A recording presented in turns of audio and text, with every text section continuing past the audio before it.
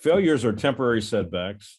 They're learning opportunities to grow, to get better, and they're not threatening. And I think that's the biggest thing, is trying to get kids to understand that failure is not, it's not threatening. It's not going to hurt you.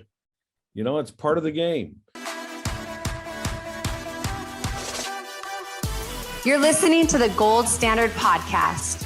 I'm your host, three-time Olympian and motivational speaker, Leah Amico.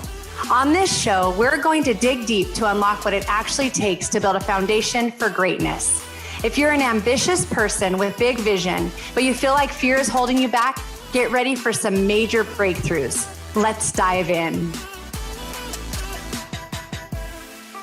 Welcome to another edition of the Gold Standard Podcast.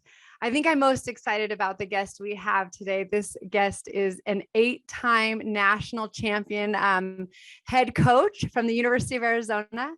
22 World Series trips he took his teams in only 33 years. He boasted 53 All-Americans throughout his 36 years of coaching, recently retired, but he also took myself as well as my teammates to the 2004 Olympic Games, as well as the 2008 Olympic team. So he, as a head coach, has an Olympic gold medal team that he coached, as well as a silver medal team. I am so pleased and honored to introduce to you my favorite coach. I believe the best coach in the entire world in the sport of softball, Mike Candrea. Welcome, Coach. Thank you, Leah. So good to be on with you. Can you tell how excited he is to talk to me? Okay. So I'm so excited. I don't know. I brag about you to everybody, Coach. He is known as Coach to me. So I will probably be saying that a lot throughout this podcast. But Coach, can you just share with everybody kind of how you got into coaching? Like how did that love for it, passion, and just the gifting of coaching? How'd you get into it?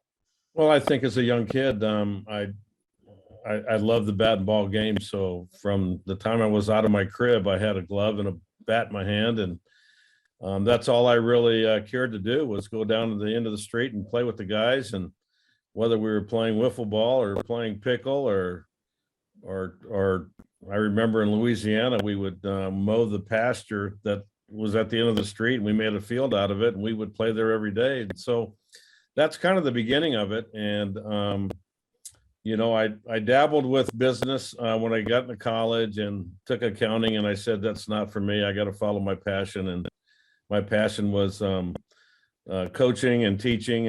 And you know, I was very fortunate, began my career at a junior college where I ended my baseball career. I had Tommy John surgery before Tommy John. So way back, but just got asked to start coaching, you know. And so I thank Kenny Richardson for maybe seeing a glimmer in my eyes that I loved what I was doing and that I could help, and started coaching baseball for about 5 years. And then the AD came in one day and said, Mike, I need your help. And I said, what's that? He goes, I need you to coach the women's softball team. And I said, George, I'm a good baseball guy. Why don't you want me to coach softball? And you got to remember, that was back right at the beginning of Title IX. And he said, we're going to put some money into the program, and we'd like for you to do it. And I said, well, I'll do it for a year, but I really think I want to stay in baseball. And did it for a year, and I fell in love with the female athlete is pretty special, you know, and they were like a mound of clay, and you could mold them any way that you wanted to. And they had no habits, so they didn't have any bad habits, didn't have any good habits. So you could start from the ground up. And I did it for a year. And after that year, we had a decent year. And I said, you know, if I go find a pitcher, I think we can win this thing. And so I went out and recruited Connie Clark, who was the former head coach at the University of Texas. And she was my very first prospect that I recruited, and won back-to-back championships at Central Arizona College, and then got the job at Arizona, where I've been for forever. So it was kind of a storybook career for me. You know, Arizona was my second job. And I think most people, it's kind of hard to say that you can only have 2 jobs in your life, but I really did. And so I've been able to follow my passion and do something that I love to do each and every day, try to make a difference. And you know, it's been just a blessing for me to be able to do what I've done. Well, and there's a lot of people who go into coaching. First of all, what position did you play when you I played was a middle baseball? infielder. Yeah, I played Okay. shortstop, second base, pitched a little So bit in high then, school. yeah. So then when you went and you saw this picture, I'm assuming she was having talent. And so, was it hard to get her to come? Did you have any convincing to do, or was it just pretty easy? Like you saw she was good and she didn't have any other opportunities. What was that like? Well, you got to remember back in those days, there wasn't a lot going on at the college scene. In fact, the junior colleges and the colleges played in a lot of the same tournaments. So I really thought when I drove up to this, I remember vividly driving up to this stadium in Sun City, Arizona, full of retirees, and they had their golf carts parked at the top of the stadium. And I'm sitting there watching this game, and I was just amazed at the talent that I saw. This was the Women's Open back then, the Sun City Saints. And I saw this young pitcher, and I said, man, I'm sure someone's after her, because she was pretty good, good rise ball. And so I said, all she can say is no. So I pursued her, and I thought ASU or U of A would be recruiting her. And thank the good Lord, neither one of them were, and I talked her into coming to Central Arizona College. It was a great fit. And to this day, Connie and I stay in touch all the time. I'm very, very excited about her career and what she did for softball.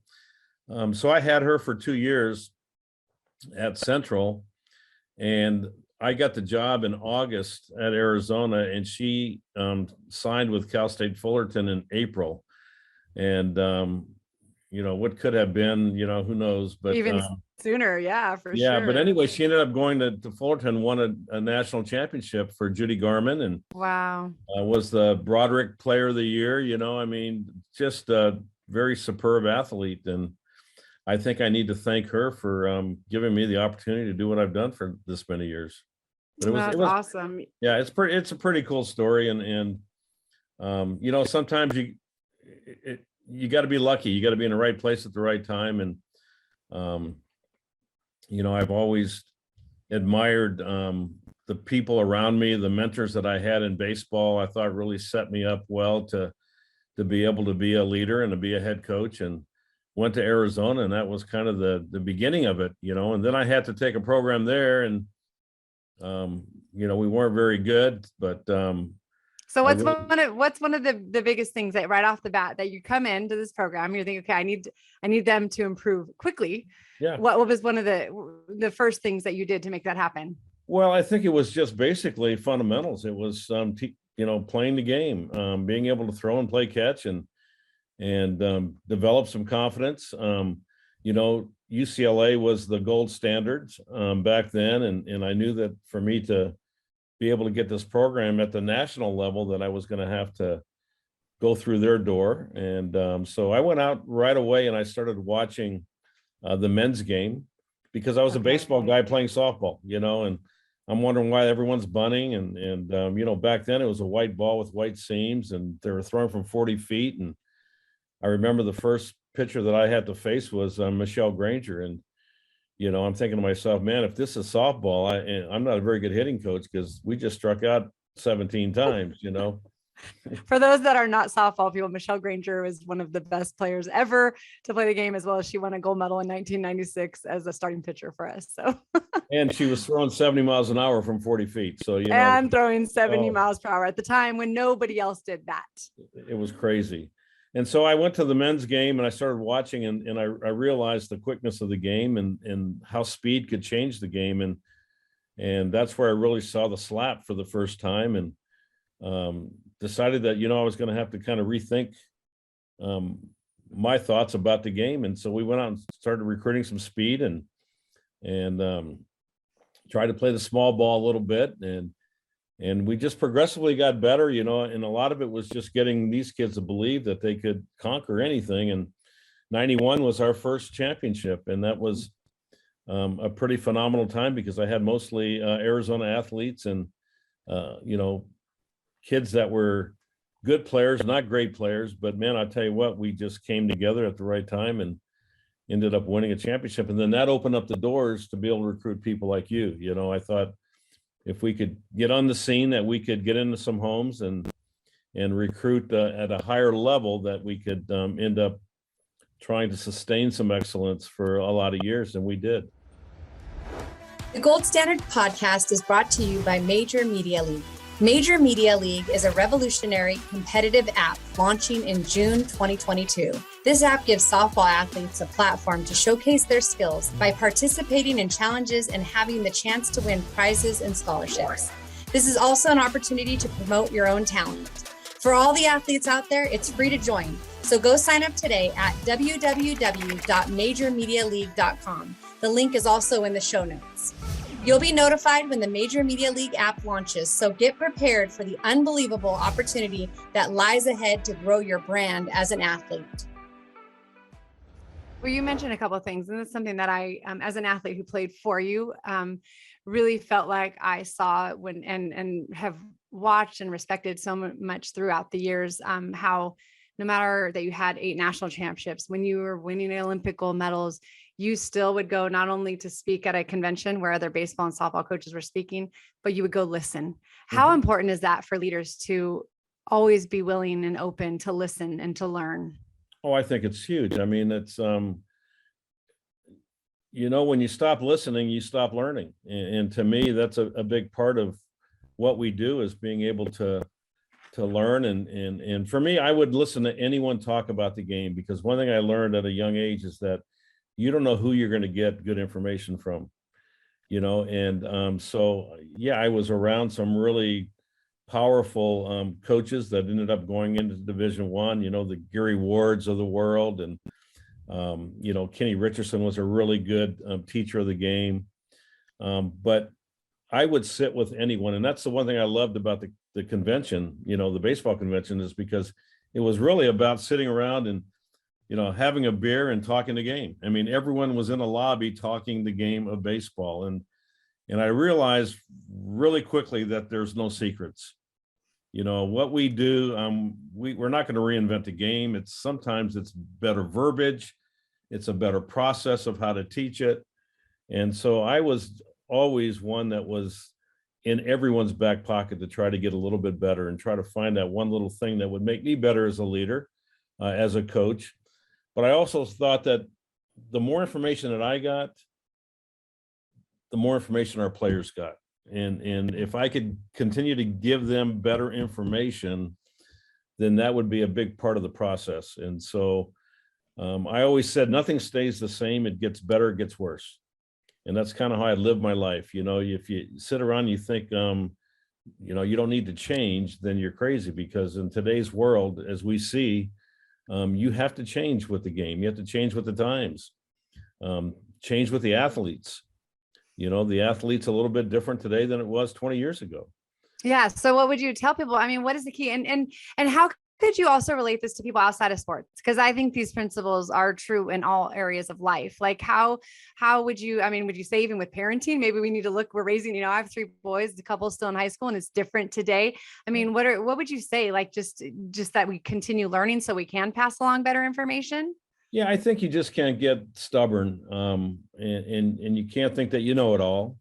But on the other hand, I think part of life is growing and evolving. And, I look at myself and I thank the good Lord that I lived to watch the game grow.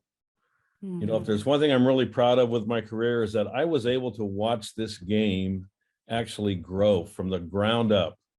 And you look at it today, and there's so many different dynamics that go into today's athlete. When I grew up, we had a black and white TV with rabbit ears, and you learned how to play the game by trial and error.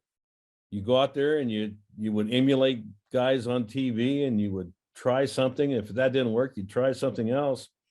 And today we live in an information powerful society where kids get really good information, but then they can also go on YouTube and watch 800 people teach hitting, and so sometimes the amount of information that our kids are getting today can be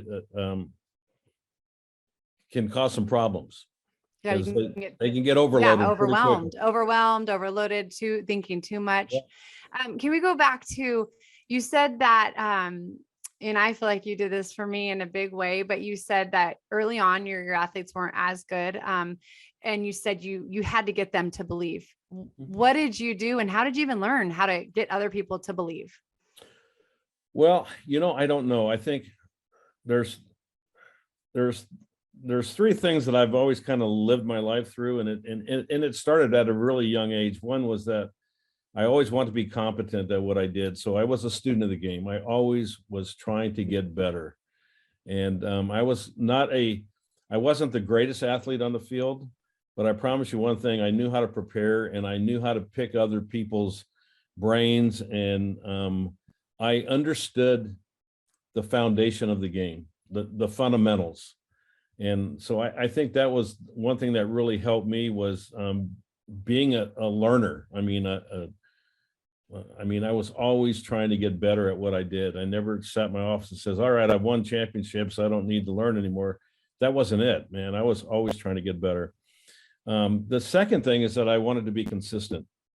And I look back at the Olympic team, and I was absolutely amazed watching you guys perform every day. And I used to think to myself, what makes this group so special? And I go, they're great athletes. They all have great eyes. I knew that for a fact. The bat and ball game. But the one thing that I realized is that you guys had emotional stability. You had consistency, whether it was at practice in Chula Vista or it was in the arena in Athens. You saw the same look, the same approach. The game never got too big. I mean, it was just so fun to watch that element. And to me, that's a huge part of developing young kids today, is just getting them to not be on that roller coaster, to understand that they're playing a game of failure.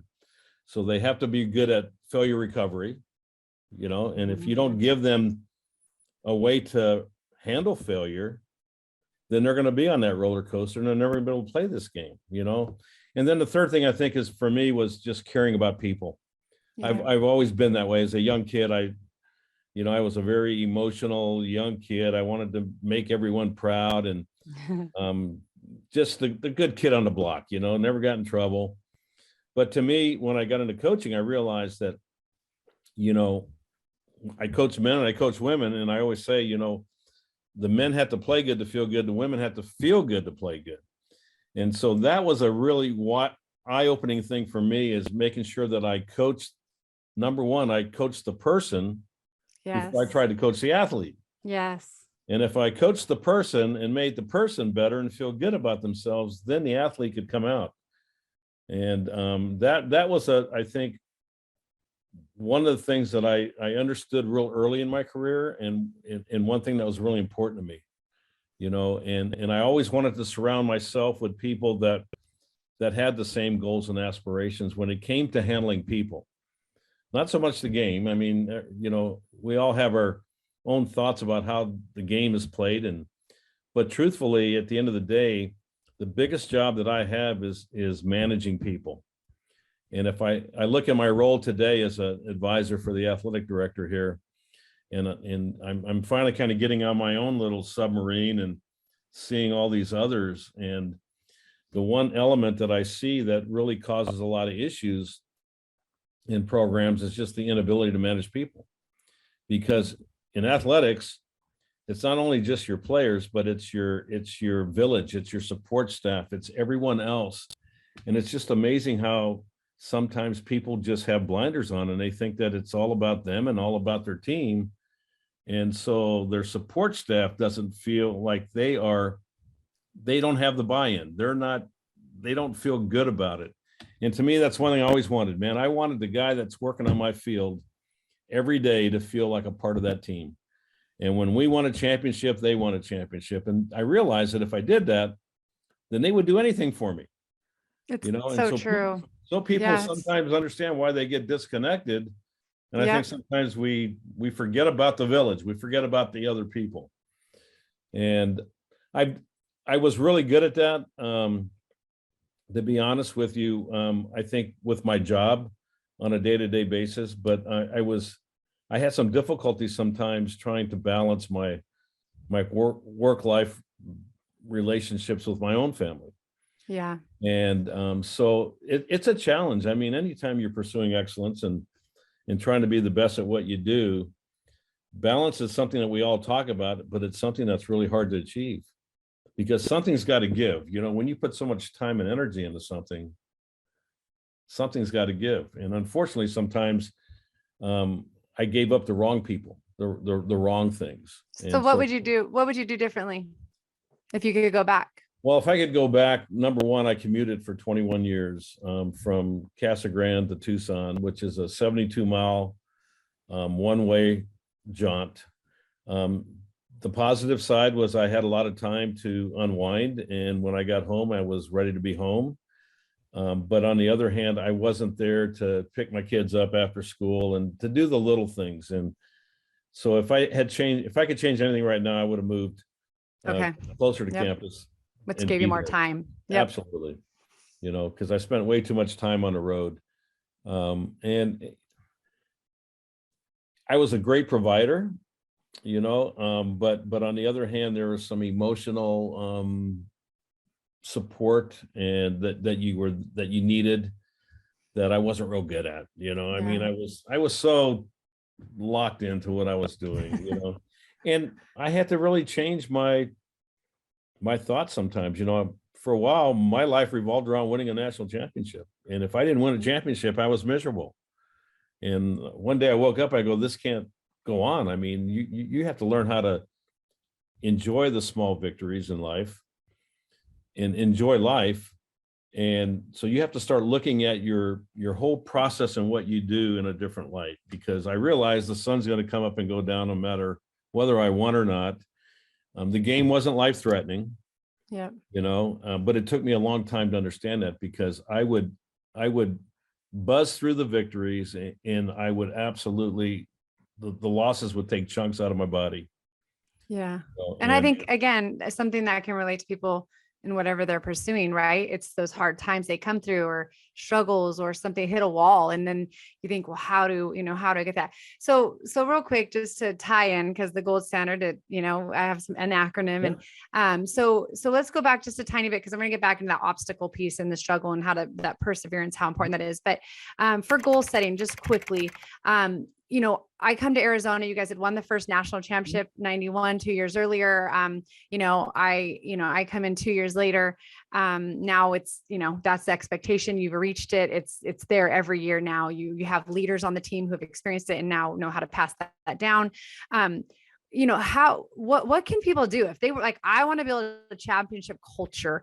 What can you do to help others? You had that vision, you had that goal. How can you get others to buy in and believe? Is it just through the preparation? Because I know you were always very prepared and you put us on that path daily.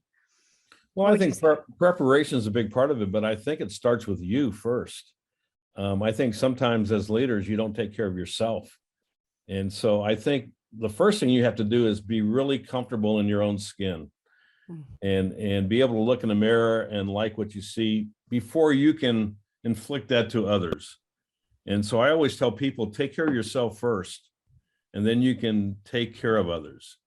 And I think that's a really important piece in today's world, because, you know, there's some challenges out there. I mean, it's hard. And then once you build those expectations, I always felt like I was never concerned about the end result, but I was concerned more about the process, more about what we do on a day-to-day basis. And then I realized that the process, you know, kids think the process is a straight line. If I do this, then this is going to happen. But unfortunately, in our game, the process is, I mean, it's a really wavy line, and it's not straight. And so being able to understand that and help kids get through those times, I think is huge. So what's one of the things, because I know for me, like I talk a lot about that. And here's the thing, I don't even know if you said it that way to us, but I experienced it that way. I experienced, if daily you're asking me to do this, and I do remember you saying, hey, celebrate little things. Yeah, the outcome might not have been what you wanted when you went up to bat and you hit it. But if you had a good quality at bat, do that, because the next time it is going to do. And so in a sense, it takes all the pressure off and it gets you focused on just do the same thing next time.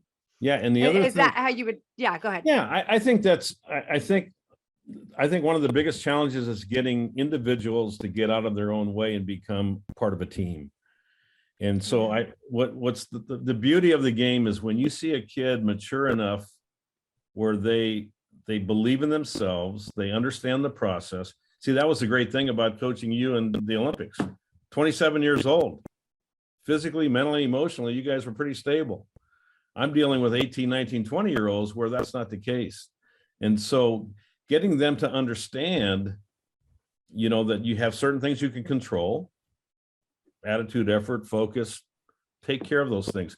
But there's going to be a day when you can take the blinders off and quit worrying about yourself, that you can worry about the team, and it takes so much pressure off you, because we play a team sport. That's the beauty of it, and I think that's why you're so prepared for life after softball, because you understand what it's like to do something that's bigger than yourself, and I think that's what this game has taught me. I heard someone say the other day, if you think you're important, try to go command your neighbor's dog. It's not going to work, and I think too many times we put ourselves in this bubble that we don't think outside of it because we haven't taken care of ourselves first, and so that's a big key for me. And I think once that happens, it's beautiful to watch a team that is unselfish, it doesn't care who gets the credit. In our game, I think there's a growing process to learn how to play this game because it is a difficult game. And so being able to do the little things to help the team be successful, I think is a huge part of it. Yeah, that's a great point. Okay. So going to that next piece, overcoming obstacles, because again, when we hit walls, right, and struggles, it really is. Can you learn from it? Can you grow from it? Or does it keep you stuck? Does it push you backwards? Does it make you want to give up? I think that's the difference between people who go on to do great things and those that don't, is just how well they deal with obstacles. So what would you say through all your years of coaching that you've seen? Oh, you are spot on, man. I tell you that this is the thing that sometimes people can't overcome, the fear of failure. Yeah. And to me, it's how you look at failure. And I think you can look at failure in a positive way, because I think we learn more from our failures than we do from our successes. And I think once you can flip that switch and understand that failures are temporary setbacks, they're learning opportunities to grow, to get better, and they're not threatening. And I think that's the biggest thing, is trying to get kids to understand that failure is not threatening. It's not going to hurt you. It's part of the game. And the thing that I've seen is people that are positive have a tendency to fail forward. People that are negative have a tendency to fail backwards. And so I think that part of the game, being positive, number one, about yourself, because I think it starts with you. Mm-hmm. And then number two, as a leader, as a coach, I'm going to have to develop this positive atmosphere where it's okay to fail, and that was the fun part, I think, for me, is being able to I remember Jenny Dalton crying in my office, I can't play this game. I go, no, you're not, you can't play this game, but you're going to be a 4-time All-American. So get over it. It's part of the process. And so I think a lot of it is, how do we define failure, and I always go back to that Michael Jordan quote where he took 3,000 shots, missed, 300 times, and was called upon to take the winning shot, all the time, because the way he saw failure was just part of the process. Yeah, it's part of the process. I love that. Yeah. Okay, now let's just go into personal life as well, because we know, a lot of people, right? It might not just be on the field, right? It could literally be in your personal life. And maybe you can just share a little bit for those that don't know, when you had lost your wife, Sue, right prior to us going to the 2004 Olympics, and just kind of how you were able to still go lead an Olympic team right after losing your wife suddenly and unexpectedly. Yeah, there's a lot of reasons why you can, I don't want to say survive, but to be able to get through those tough moments, and I've always been brought up. My mom was my guiding force in life. She was the one that really allowed my faith to really grow and understand about things when they happen. And to me, that was a big part of it. One day I was sitting there and I was sitting at my desk and I took out this tape measure from Speedline uniforms, which you remember Speedline uniforms. And I don't know why I did it, but I sat there that day and I was thinking about my dad. My dad passed away at 77 years old. And I took the tape measure out and I took out 66 years that I was at the time. And I looked at the 77 and I said, that's what I got left. And so I think sometimes we don't realize how precious life is. And you have to prepare yourself for the good times and the bad times. It was very devastating. And it was probably something that you're not going to prepare yourself for. You can't prepare yourself for it. But you have to be prepared. And that's the key. It's not a matter of that you need your faith. It's just when, and I was always prepared that at least I had that. And I had some really good people around me that were my safety net. You were one of them, that were very influential during that time. And I think when you go through tough times like that, that's where you need your friends and the people in your life. And you hope you've surrounded yourself with good people, because it was very devastating. And to sit there at 48 years old at the time, and you don't know the color of your checkbook, you don't know what your kids need. It's a moment in life where you're going, wow, there's a lot more to this game. Therethe's a lot more to life. And we need to make sure that we're prepared for when things happen. I've lost a child, and I think it's been kind of a gradual thing for me. But I lost a child very early on, and, lost a player at 21 years old, very devastating. Julie Raytan, perfectly healthy one moment, gone the next. And so, when Sue went down, and perfectly healthy and then gone, it's like, Mike, you know what? The good Lord has prepared you for this. And my biggest thing was being strong for my kids and family. And I didn't know whether I could really go on and coach, but it was really my kids and my family that said, Dad, Mom would want you to do this, and so that kind of turned it into a different light.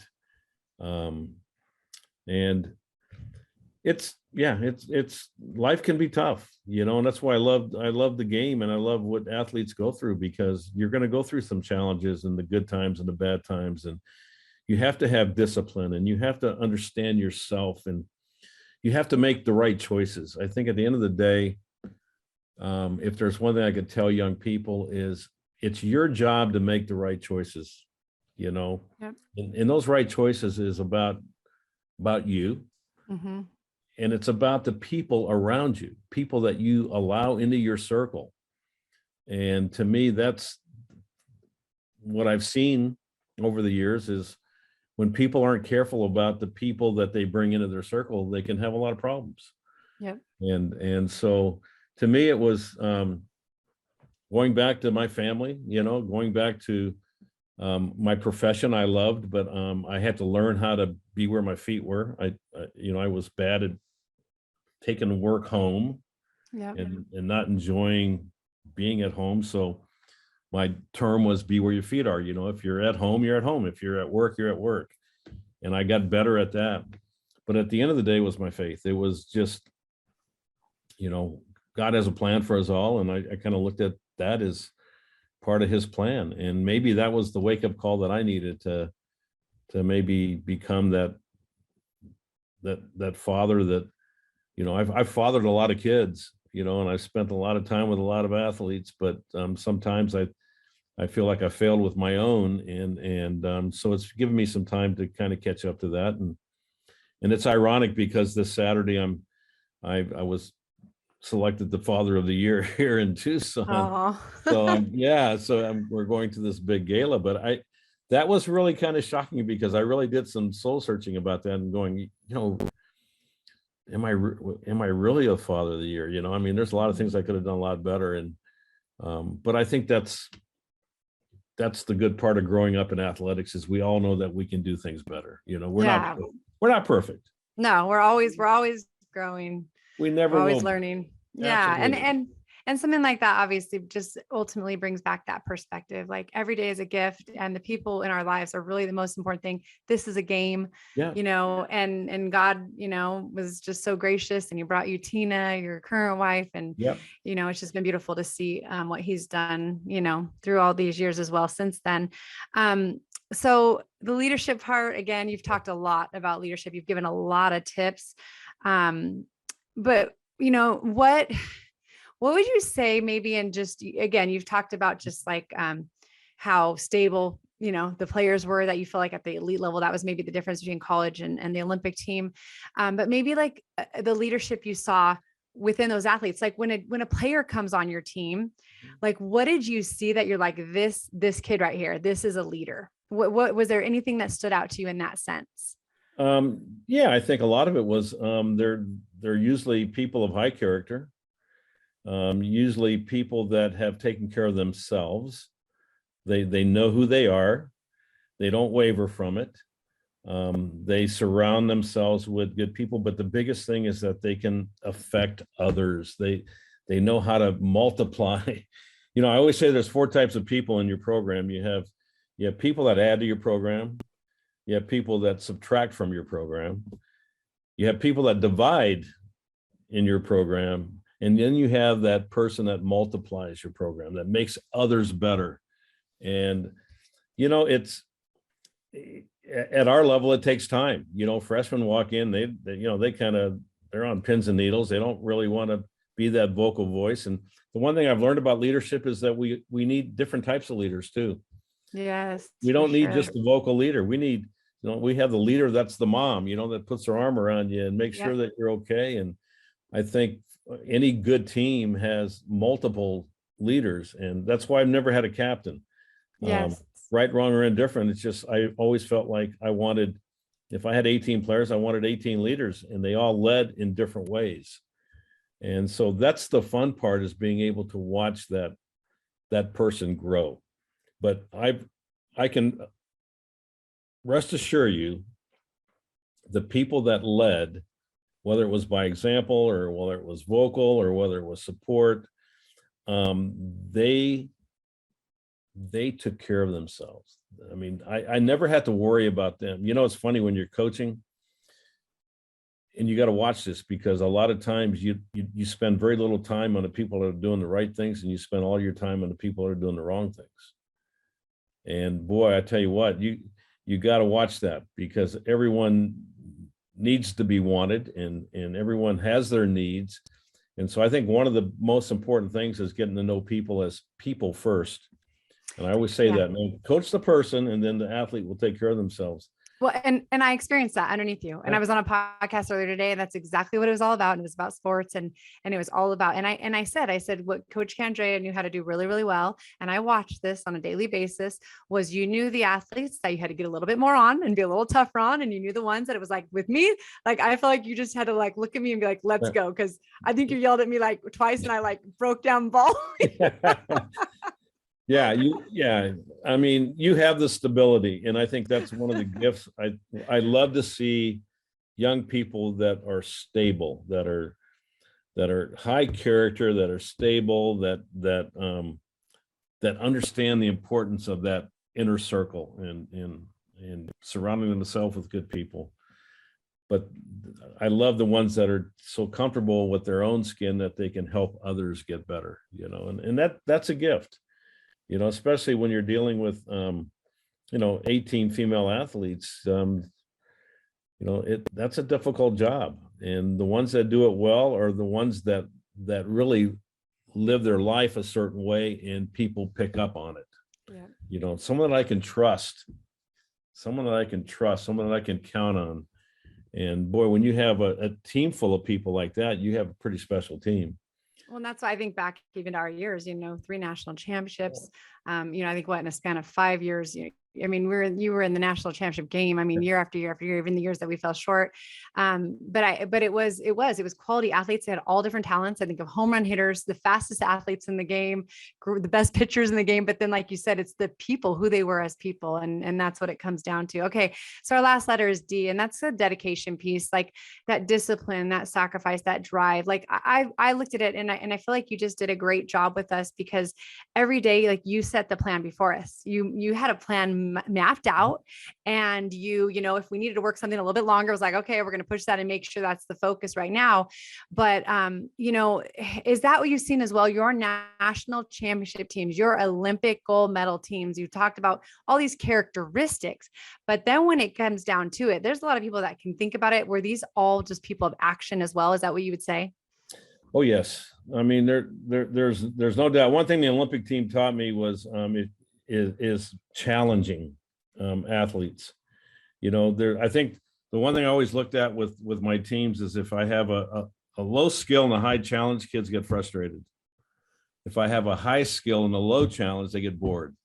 And so trying to balance that, even amongst the player, I think that's the thing. And so I always wanted to be prepared. I mean, I'm a practice coach. I love practice, and I spend a lot of time trying to challenge athletes, trying to know what their needs are, both as an individual and as a team. And I was totally embraced in the process. I mean, I loved practice. I mean, if there's one thing I miss today as a retired coach, it's practice. It's pounding those 1,000 ground balls and challenging kids and making them better, and to me, I think the Olympic team was just the epitome of that, because you guys had a knack of being able to put yourself in the Olympic arena when you were sitting there in Chula Vista.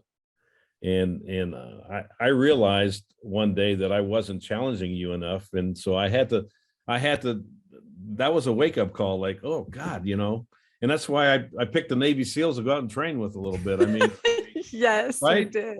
Because it's trying to find the right level with the right kids. Oh yeah, I couldn't hold that boat above my head. I'm like standing there like I'm the weak link, and like, do I have to listen to this guy yelling at me, telling me to do push-ups right now? Yeah. Coach, save us. Yeah, exactly. But you could see the one thing that you guys had that every good athlete has, and that's you're competitive. Yeah. So you're going to find a way. And that's the one thing that's tough right now is, when I grew up, and even when you were playing, I think you guys were very task oriented. If I gave you a task, you found a way to accomplish that. And you wanted to make me proud, and you wanted to make your teammates proud. Well, the problem today is that this generation is pleasure oriented. Yeah. And so they're always looking for the pleasure. They're looking for, they're not, whether it's the task or not, they want to have fun with it. Mm-hmm. And it's interesting to watch that, and it's not wrong. It's just, it's different. Yeah. Young kids today, when I grew up, it was get a job, get them married, buy a house, have kids, and you never had money to go on a vacation. Well, today kids get a bonus, man, they're going on vacation. They're not going to spend it on their house, maybe paying their house down. But that's the generations that we live in. That's a great point. Okay. So as we finish this up, thank you, first of all. I don't know. This is why I just love playing. First of all, the practice part, I'm like, yes, like that is where everything came to life for me, which is why I could go play and play freely, because I felt so confident, so consistent, so ready, and just so prepared for that. But okay, you have to just share, like, what I really think. I tell people, we've never talked about this, but I tell people, I think I surprised Coach, because first of all, Coach did not recruit me. It was our assistant coach, Larry Ray, who saw me.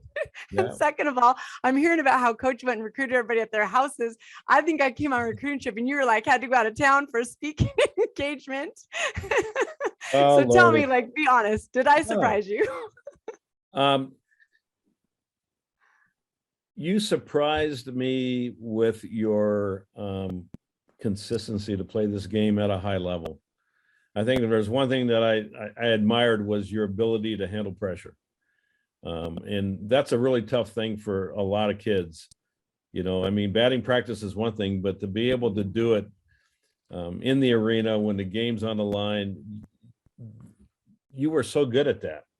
And I always go back to, I think sometimes you were oblivious of everything going on. And I always go back to when you were pitching and I went out to the mound and I wanted the ball and you gave me a high five. I'm going, oh God, you know, but that's Leah. But no, I knew that you were a good player. Did I know that you were going to be a great player? No. And I don't think when it comes to recruiting, it's not an exact science and we never know. Yeah. You know, a lot of it is what you do with it. And you embraced every moment of every day to get better. And your hard work paid off. You know, you're one of those kids where you were putting money in the bank all year. And then we got to the College World Series and you were ready to draw from it, you know, draw from that account, but you had put the money in. Some people, they want to practice at this level and play at this level. And that's the one thing I didn't see when I work with elite athletes. You don't have to remind them of the level that they're trying to achieve. And that's a pretty unique thing. But yeah, I knew you were a good player. I mean, my God, did I know you were prepared as well as you were prepared? Well, I thank Larry Mays for that, you know. And yeah, definitely. I had great coaches. Yeah, great coaches. And then again, the athletes I was around, and then obviously our coaching staff, and I just wanted more, whatever I could have. So it definitely came top down, and you guys allowed me to rise up. Were you, and you weren't one of those flashy players that, you know, all of a sudden you can watch a game and that they're popping out. I tell people all the time, I said, I played with people who are faster, stronger, all these different things that I didn't have, but I think I could outwork any of them. You know, and I think, you know, again, when it counts, like I wanted to be in those moments, but because of the preparation, I was willing to. So thank you so much for taking the time to share. Absolutely. You know, everything you've said today, for those that are listening, is why he was able to take that Olympic team. And when we went in the 2004 Olympics, after the prior Olympics of dropping 3 games and then fighting our way back to win, he told us our motto that year was not just to go in and win. We wanted to dominate. And we were able to do just that because of his leadership, the athletes he brought in, and just that amazing group of women. And so, Coach, I'm just going to finish. And as I thank you and just say that I can remember my senior year, I'd come back from having a gold medal and I'd kind of picked up some bad habits and worked my way back. I remember you staying after practice with me one day until we just figured it out. And then I remember us winning the national championship and us sitting on the back of a golf cart. You probably don't remember this, but I'll never forget it because I just had told you, thank you for letting me love the game again. And so I thank you just for letting me love life, for giving me the best experience of my life when I played for you. So I just love you. And thank you for coming on today. Well, I love you too. And I can sit here and thank you all day, but it wouldn't be enough for what you've done. And I'm most proud of who you are and what you represent. And I think that's one of the gifts of coaching is you get a chance to be around people like yourself. And I've been around a lot of them that they're not just great athletes, but they're great people. And you guys are giving back to the game now, which is just phenomenal. And I just want to thank you for being my safety net, because you were, and you know that you were my spiritual leader and kind of kept me where I needed to be. And I can't thank you enough, but I've been blessed to do something I love to do and be around people that I truly love. And I want to I thank you for having me on. It's been fun. Thanks so much. So everybody that's tuned in today, thank you so much for listening to the Gold Standard Podcast, and we'll see you next time. Thanks again for joining us for this episode of the Gold Standard Podcast. If you enjoyed what you heard, please share it with a friend. You can post on social media and tag @Leah20USA or use #Gold Standard Podcast. Make sure you also subscribe so you get notified each week as a new episode releases. You can subscribe, rate, and review on Apple Podcasts or wherever you listen. We appreciate your reviews as they help encourage others to listen in. Until next time, live out the gold standard and keep turning your goals into reality.